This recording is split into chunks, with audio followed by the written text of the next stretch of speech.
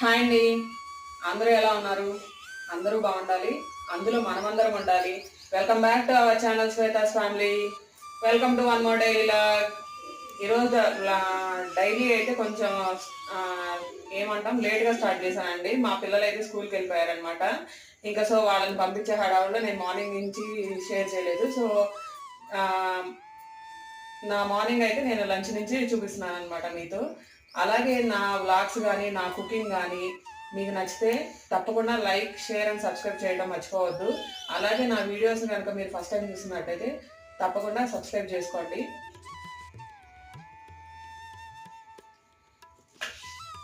ఇవాళ అయితే నేను లంచ్లోకి మెంతికూర రైస్ చేస్తున్నానండి. ఫస్ట్ అయితే నేను మెంతికూర అంటే చిన్నాకులు తీసుకున్నాను అనమాట. అవన్నీ శుభ్రంగా మట్టి అంతా ఉంటుంది కదా, ఆ మట్టి మొత్తం శుభ్రంగా కడిగేసుకొని పక్కన పెట్టేసుకున్నాను. అట్లాగే దీనికి కొంచెం అల్లం వెల్లుల్లి పేస్ట్ కావాలి. అలాగే కొంచెం గ్రీన్ పీస్ అనమాట. ఈ గ్రీన్ పీస్ ఏంటి అంటే నేను ఫ్రోజన్వి కాదు, నార్మల్వే తెచ్చి ఉడకబెట్టేసుకొని కొంచెం పక్కన పెట్టుకున్నాను. ఉడకబెట్టుకోవడం కూడా ఒక 50% పెట్టుకున్నానండి. ఇంకా మిగతాది రైస్ చేసేటప్పుడు మనం మెంతికూరతో పాటు ఫ్రై చేస్తాం కాబట్టి అప్పుడు మిగతా 50% అనేది ఉడికిపోద్ది కదా. సో 50% వరకు ఉడికించుకొని పక్కన పెట్టేసుకున్నాను అనమాట. అంతకుముందు మా ఇంట్లో మేము వేరే ఇంట్లో ఉన్నప్పుడు ఏంటంటే మాకు కొంచెం స్పేస్ ఉండేదన్నమాట. ఒక కుండీ తెచ్చుకొని మెయిన్గా మెంతికూర అయితే వేసేసాం. మెంతికూర కొంచెం ఒక 2 రోజులు ఉంటేనే మెంతాకు అనేది పొడుగ్గా పెరిగేసింది అనమాట. అప్పుడైతే అసలు కొనేవాళ్ళం కాదు. ఎప్పుడు కావాలంటే అప్పుడు ఒక 2 రోజుల ముందు మెంతులు వేయగానే ఇంకా నెక్స్ట్ 3 days కల్లా మెంతికూర స్టార్ట్ అయిపోయేది. త్వరగా కట్ చేసేసుకొని మెంతికూర పప్పు కానీ మెంతికూర రైస్ కానీ ఇలా వెరైటీస్ చేసుకునేవాళ్ళం. ఇప్పుడు ఏంటి అంటే ఈ వేరే ఇంట్లోకి వచ్చిన తర్వాత అక్కడైతే స్పేస్ లేదనమాట.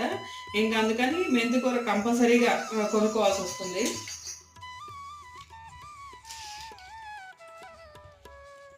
ఇప్పుడు అందరికీ మోకాళ్ళ నొప్పులు, నాకు కీళ్ళ నొప్పులు వస్తున్నాయి, లేకపోతే మోకాళ్ళు అరిగిపోయినాయి, ఇలాంటి కంప్లైంట్స్ అయితే ఈ మధ్యకాలంలో మనం చాలా వింటున్నాం కదండి. దానికి మెయిన్ రీజన్ ఏంటి అంటే మనం తాగే కూల్ డ్రింక్స్లో ప్యూరిన్ అనే కెమికల్స్ ఉంటాయన్నమాట. ఆ కెమికల్స్ మనం బాడీలోకి తీసుకున్న తర్వాత జరిగే కెమికల్ రియాక్షన్స్ వల్ల చిన్న చిన్న క్రిస్టల్స్ అయితే ఫామ్ అవుతాయి. అంటే మనకి మనకు తెలియదు ఏం ఫుడ్ తీసుకోవాలో ఏంటి అనేది. మన బాడీకి అయితే అంత ఆర్గనైజ్డ్గా ఉంటుంది కదా. ఆ ఫామ్ అయిన క్రిస్టల్స్ ఏంటి అంటే మనకి మామూలుగా ఏంటి మోకాళ్ళలో ఇలా ఇలా ఉంటుంది అనమాట స్ట్రక్చరు. ఇలా స్ట్రక్చర్ ఉన్నప్పుడు ఇక్కడ మనకి సైనోవియల్ ఫ్లూయిడ్ అనేది ఉంటుంది. ఆ సైనోవియల్ ఫ్లూయిడ్ మనకి ఎక్కువగా ఉంటే ఏంటంటే మనకి మోకాళ్ళు రాసుకోవు. అలాగే మనం కాళ్ళు వంచాలి అన్నా, లేకపోతే స్టెప్స్ ఎక్కాలి అన్నా, లేకపోతే నడవాలి అన్నా ఫ్లెక్సిబిలిటీ ఉంటుంది. ఇప్పుడు మనం తాగే ఆ ప్యూరిన్స్ వల్ల ఆ క్రిస్టల్స్ ఫామ్ అయ్యి ఏంటాయి అంటే ఆ సైనోవియల్ ఫ్లూయిడ్ని బయటకు నెట్టేసి ఆ క్రిస్టల్స్ వచ్చి ఆ సైనోవియల్ ఫ్లూయిడ్ ప్లేస్లో అయితే ఉండిపోతాయి అనమాట. అప్పుడు ఏంటి అంటే ఇంకా మనకి జాయింట్ ఫ్లెక్సిబిలిటీ ఉండదు. మనం జనరల్గా వింటూ ఉంటాం కదా ఆర్థరైటిస్ అని, గౌట్ అని, ఇలాంటివన్నీ దానివల్లే ఫామ్ అవుతాయి, దానివల్లే వస్తాయండి. ఎప్పుడైతే ఆ క్రిస్టల్స్ ఫామ్ అయినాయో మనకి నడవడానికి ఫ్లెక్సిబిలిటీ ఉండదు. సో మోకాళ్ళు అరిగిపోవడం కానీ, మోకాళ్ళు రాసుకోవడం కానీ అలాంటివి అయితే వింటూ ఉంటాం కదా. సో అయితే వచ్చేసినాయండి. ఇంకా మేమేం చేయాలి అంటామా, దానికి మెయిన్గా ఏంటి అంటే మన డైట్ అనేది కంపల్సరీగా కంట్రోల్లో ఉండాలి అండి. మంచినీళ్ళు అయితే ఎక్కువ తాగాలి. అలాగే మన బరువుని మనం మెయింటైన్ చేసుకుంటూ ఉండాలి. ఎప్పటికప్పుడు హెల్తీ డైట్ తీసుకుంటూ ఉండాలి. అలాగే మన ఫుడ్లో సాధ్యమైనంత వరకు షుగర్స్ అవాయిడ్ అయితే చేయాలి. షుగర్ అంటే ఏంటి అంటే పంచదార, మెయిన్గా పంచదారనే అవాయిడ్ చేయాలి. లేదు మాకు పంచదార తీసుకోవాలండి, మేము తాకుండా ఉండలేమంటే బ్రౌన్ షుగర్ ఉంటుంది కదా, సో సాధ్యమైనంత వరకు తగ్గించండి. దాంట్లో ఇంక లేకపోతే బ్రౌన్ షుగర్ని రీప్లేస్ చేయండి. అలాగే ఆల్కహాల్, స్మోకింగ్ ఇలాంటివి ఏమైనా హ్యాబిట్స్ ఉంటే అవైతే మానేసేయాలి. అట్లాగే విటమిన్ సి ప్రొడక్ట్స్ ఉంటాయి కదండి. మనకి విటమిన్ సి ఎందులో ఉంటుంది, మెయిన్గా సిట్రస్ ఫ్రూట్స్ కానీ లెమన్, వీటిలో ఉంటుంది కదా. ఆ లెమన్, సిట్రస్ ఫ్రూట్స్ తీసుకుంటే ఏంటంటే విటమిన్ సి అనేది వీటిని కొంతవరకు యూరిక్ యాసిడ్ని బయటకు పంపించేయడంలో ఉపయోగపడుతుంది. సో ఆ ఫ్రూట్స్, ఫుడ్ అనేది ఎక్కువ తీసుకోవాలి. అట్లాగే యాపిల్ సైడర్ వెనిగర్ అనేది ఉంటుంది. అది కూడా కొంచెం మోతాదులో తీసుకున్నట్లయితే మన బాడీలో యూరిక్ యాసిడ్ లెవెల్స్ని కంట్రోల్ చేయొచ్చు అనమాట. యూరిక్ యాసిడ్ మన బాడీలో 7 mg/dl కంటే ఎక్కువ ఉండకూడదండి. అది ఎక్కువ అయ్యే కొద్దీ మన బాడీకి అయితే ప్రమాదం. సో యూరిక్ యాసిడ్ని ఎప్పుడు మనం బాడీ కంట్రోల్లో ఉంచుకోవాలి. సాధ్యమైనంత వరకు శీతల పానీయాలు తీసుకోవడం అనేది తగ్గించాలండి.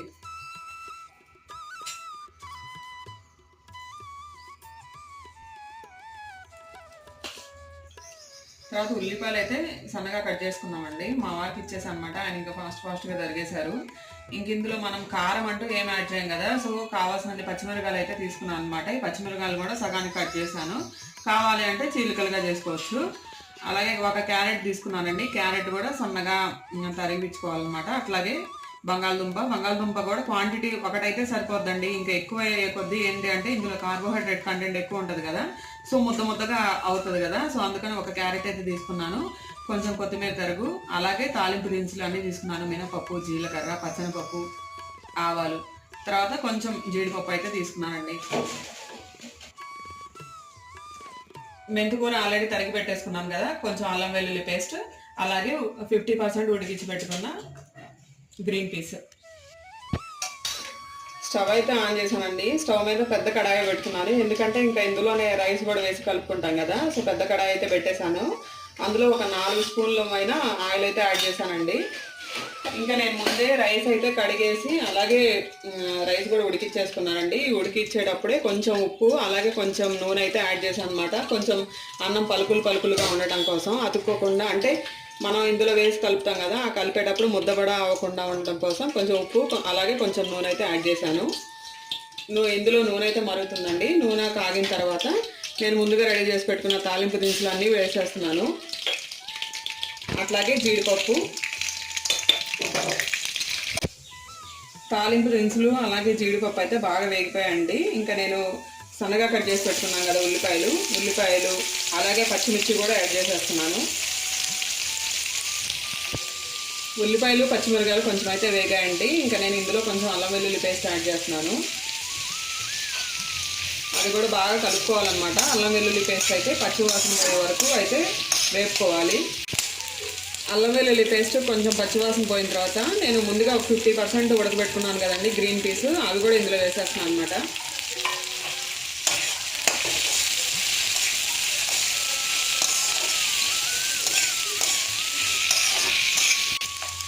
గ్రీన్ పీస్ వేగిన తర్వాత అలాగే పొటాటో, క్యారెట్, మిగతావన్నీ వెజిటబుల్స్ అన్నీ వేసేస్తున్నాను అనమాట. మెంతికూర అయితే ఇప్పుడే వేయట్లేదు. అలాగే కొత్తిమీర కూడా ఇంకా లాస్ట్లో గార్నిష్ చేసేటప్పుడు చేద్దాం. ఇంకా మిగతా వెజిటబుల్స్ అన్నీ వేసేస్తున్నాను అనమాట.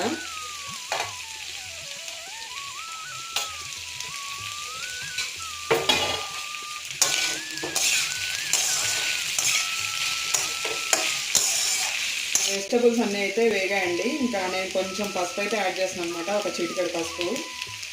అట్లాగే ఇంకా ప్యారలల్గా నేను బీరకాయ చట్నీ కూడా పెట్టేసాను అనమాట. ఇంక దోశల్లో కానీ ఇడ్లీలో కానీ తినడానికి ఇంకా చట్నీ ఏం అవసరం లేకుండా బీరకాయలు అయితే తరిగేసి వేసేసాను అనమాట. ప్యాన్ పెట్టేసి అందులోనే కొంచెం పచ్చిమిరపకాయలు వేసాను. ఇంకా బీరకాయ అంతా వేగిన తర్వాత ఇంకా పసుపు వేసాను కదా, ఇంకొకసారి అయితే కలుపుకుంటున్నాను. ఇంకా తర్వాత కొంచెం కల్లుప్పు యాడ్ చేస్తున్నానండి. మనకు సరిపోయినంత అయితే ఇప్పుడే యాడ్ చేసుకోవాలి. ఇంకా ఒకసారి అన్నం కలుపుకున్న తర్వాత ఇంకా సాల్ట్ అంటూ యాడ్ చేయడానికి అంటే పట్టదనమాట. ఆల్రెడీ కొంచెం అన్నంలో వేసాను కదా, సో ఇంకొంచెం అయితే యాడ్ చేస్తున్నాను. ఇంక ఉప్పు వేసిన తర్వాత ఒకసారి అయితే కలుపుకున్నానండి. ఇంకా ముందుగా తరిగి పెట్టుకున్న మెంతికూరను అయితే యాడ్ చేస్తున్నాను అనమాట. ఇది లాస్ట్లో యాడ్ చేయాలండి, ఎందుకంటే ముందే యాడ్ చేస్తే ఇంకా మెంతికూర మొత్తం అంటే ముద్దగా అయిపోద్ది కదా, ఇంకా తొందరగానే మగ్గిపోయింది కాబట్టి ఇంకా లాస్ట్లో యాడ్ చేస్తే సరిపోద్ది. వెజిటబుల్స్ అన్నీ మగ్గిన తర్వాత ఇంకా మెంతికూర అయితే యాడ్ చేశాను అనమాట. ఇది కూడా ఒకటి 2 సార్లు కలుపుకొని కొంచెం మెంతికూర కొంచెం అయితే మగ్గాలి. ఇంకా మెంతికూర కూడా వేగిందండి. ఇంకా ఫైనల్గా కొత్తిమీర తరిగైతే వేసేస్తున్నాను. ఇంక ఇది ప్యాన్ అయితే కింద పెట్టేసుకొని ఇంకా అన్ని రైస్ వేడిగానే ఉంది, అలాగే మనం ప్రిపేర్ చేసిన వెజిటబుల్ మిక్చర్ కూడా అంతా వేడిగానే ఉంది కాబట్టి ఇంకా వేడి చేయాల్సిన అవసరం ఉండదండి. ఇంకా డైరెక్ట్గా మనం రైస్ అయితే కలిపేసుకోవచ్చు అనమాట. ఉప్పు కూడా చూసానండి, ఉప్పు కూడా సరిపోయింది.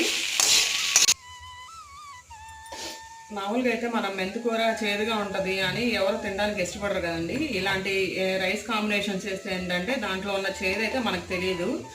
ఈ మెంతి వాటర్ మనం ఎలాగూ ఎక్కువ మంది కట్టిగా చేదుగా ఉంటాం. మెంతి కూర కంటే మెంతులు ఇంకా చేదుగా ఉంటాయి కదా. వాటర్ డయాబెటీస్ ఉన్న పేషెంట్స్ కానీ ఎవరు అంటే ఎక్కువ ఇష్టపడరు అనమాట. సో వాళ్ళకి బ్లడ్ షుగర్ కంట్రోల్ కావాలి అంటే ఇలాంటి వెజిటబుల్ రైస్ చేస్తే, అంటే ఇందులో మన రైస్ అనేది మళ్ళీ మెయిన్గా కార్బోహైడ్రేట్ కంటెంట్ కదా, మళ్ళీ షుగర్ ఎక్కువ రిలీజ్ చేస్తుంది. సో వాళ్ళకి మెంతి వెజిటబుల్ మిక్చర్ అనేది ఎక్కువ పెట్టి రైస్ క్వాంటిటీ తక్కువ పెట్టామనుకోండి, ఇంకా అందులో మనకు కావాల్సిన పోషకాలు అన్నీ వెళ్తాయి, అలాగే రైస్ క్వాంటిటీ తక్కువ ఉంటుంది. సో వాళ్ళ డయాబెటీస్ వాళ్ళకి ఏంటి మెయిన్గా ఆకలి ఎక్కువగా అవుతూ ఉంటుంది కదా. సో వాళ్ళు ఫ్రీక్వెంట్గా ఇలాంటివి తీసుకుంటూ ఉంటే ఏంటంటే బ్లడ్ షుగర్ అనేది కంట్రోల్లో ఉంటుంది. చూసారు కదా, అన్నం కూడా కొంచెం పొడి పొడిగా ఉంటే ఏంటంటే మనకి ముద్ద కలుపుకునేటప్పుడు కానీ ముద్దగా కాకుండా బిర్యానీ అపీరెన్స్ వస్తూ ఉంటుంది అన్నమాట.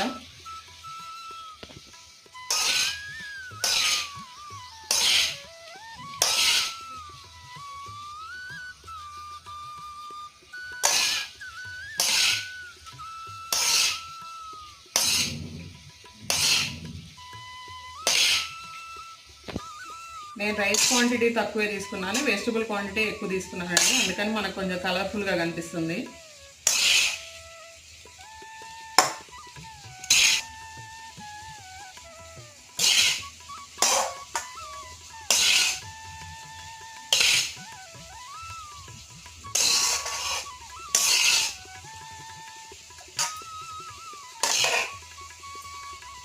చూడండి, వెరీ టేస్టీ మెంతికూర రైస్ అయితే రెడీ అయిపోయిందండి.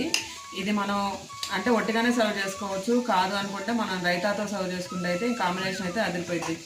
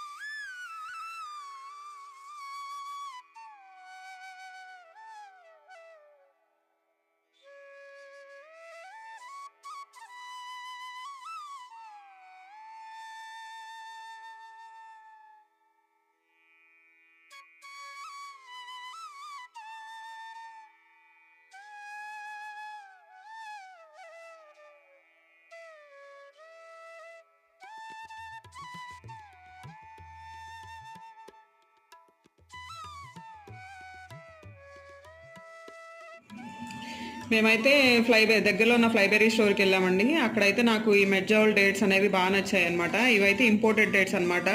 ఇందులో కూడా నేను బిగ్ సైజ్ తీసుకున్నాను. ఏంటి అంటే మనకి ఈత పళ్ళు ఉంటాయి కదా మన ఇంట్లో, మన ఊర్లలో పండినవి ఎలా ఉంటాయి, నోట్లో పెట్టుకోగానే కరిగిపోతాయి కదా, అలా ఉంటాయి అన్నమాట.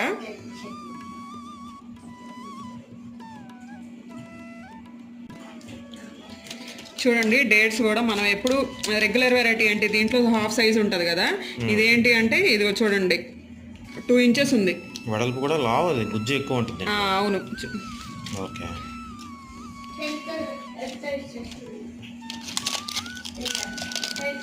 ఇది వచ్చి కేజీ అండి. కేజీకి ఒక 30 వస్తాయేమో, అంతకంటే ఎక్కువ కూడా రావు. సరే, ఇంకా ఈ షాపింగ్కి ఇవి చూడండి, గుజ్జు కూడా బాగుంటుంది. అంతే, సీడ్ చాలా తక్కువ ఉంటుంది, లోపల గుజ్జే ఎక్కువ ఉంటుంది అనమాట. అది ఈ వెరైటీ స్పెషల్ అనమాట. ఇది మెడ్జౌల్ డేట్స్ అంటారు వీటిని. అయిపోయిందా స్కూలు? ఏంటది? ఎవరిచ్చారు? యూకేజీ గ్రాడ్యుయేషన్ అయితే గిఫ్ట్లు ఇచ్చారా? ఏది చూపించు నాకు. సూపర్ గా ఉందిగా. నీకు ఇవ్వలేదా? నువ్వేంటి చదివేది?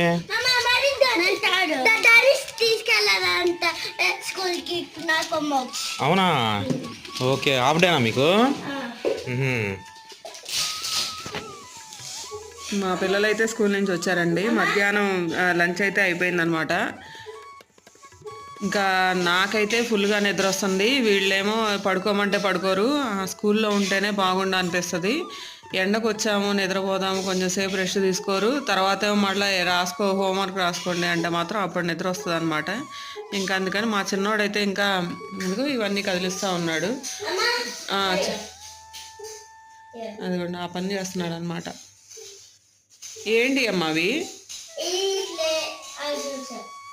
అది ఆ వాటర్ దాంట్లో పోయకూడదు, అది క్లే. అది పోయినసారి కూడా అలానే చేశాడు, అక్కడ వాటర్ పోసాడు అనమాట. నేనేమో చూసుకోకుండా ఏదో పని చేసుకుంటూ కాలేసాను.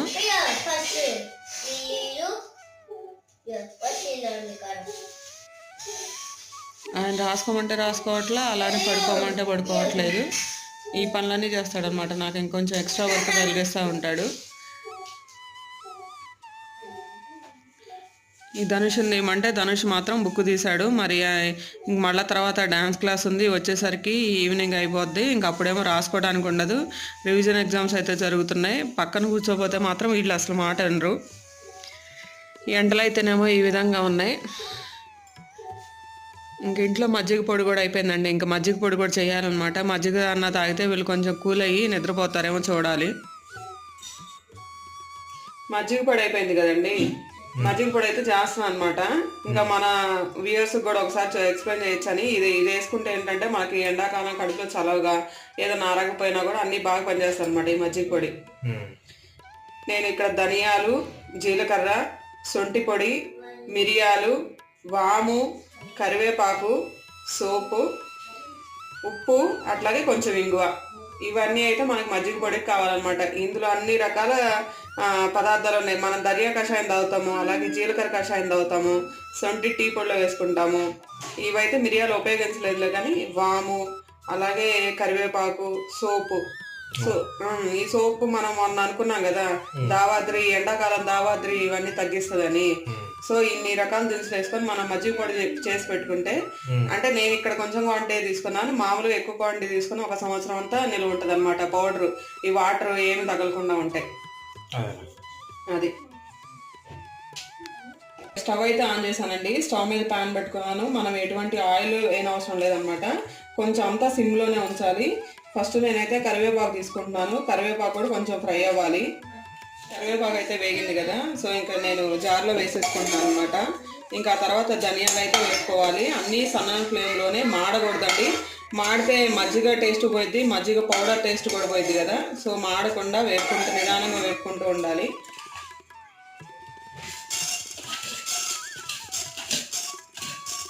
ధనియాలు అయితే 1/2 కప్పు తీసుకున్నానండి. ధనియాలకి ఈక్వల్ క్వాంటిటీగా నేను జీలకర్ర అయితే తీసుకున్నాను. 2 1/2 కప్పు 1/2 కప్ అనమాట. ఇదైతే కొలత.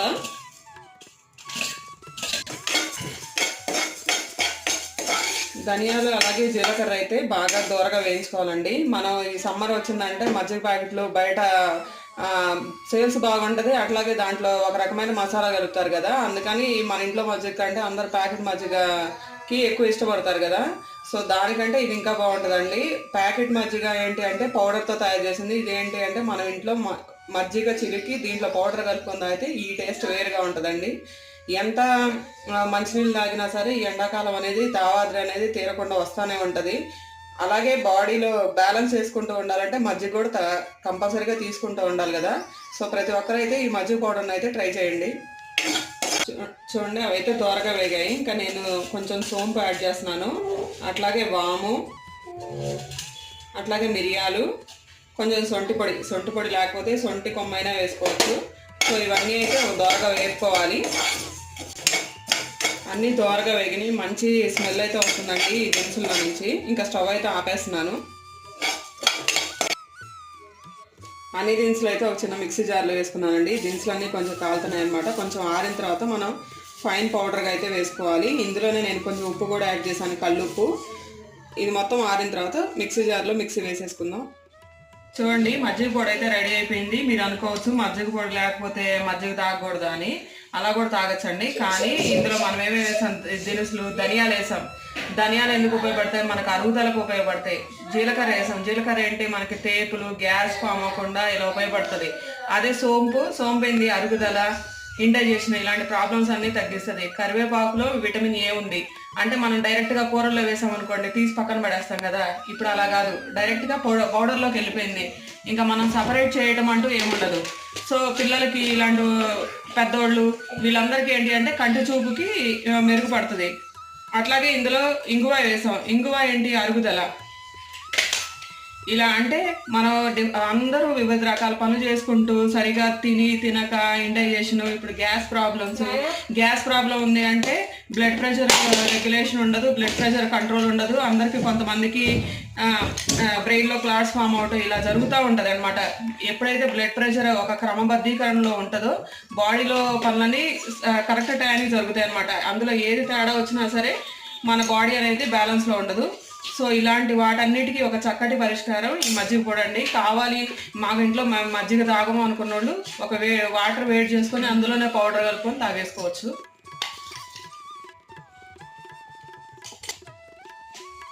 చూడండి, జార్ తీసుకున్నాను, చిక్కటి పెరుగు అయితే వేస్తున్నానండి. అందులోని ఒక 1 లీటర్ వాటర్ అయితే పోస్తున్నాను.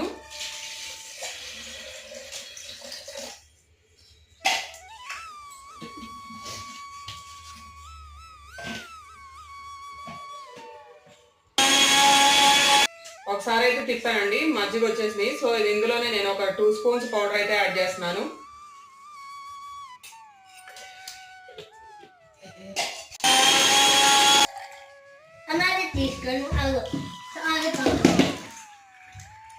చూడండి, మసాలా మజ్జిగ అయితే రెడీ అయిపోయాయండి.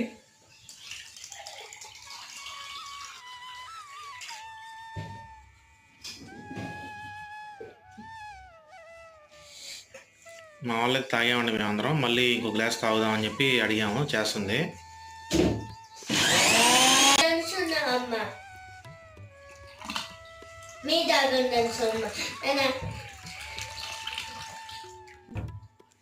మా వారు అయితే టేస్ట్ చేశానండి, ఆల్రెడీ ఒక గ్లాస్ అయితే ఇచ్చాను. సో ఇంకొక గ్లాస్ అడిగారు అనమాట, ఇచ్చాను. ఎలా ఉందండి? నువ్వు తాగేవా రోహన్? అసలు బాగుందని చెప్తున్నావు. అన్ని స్ట్రాంగ్ గా ఉన్నాయి. బాగున్నాయి.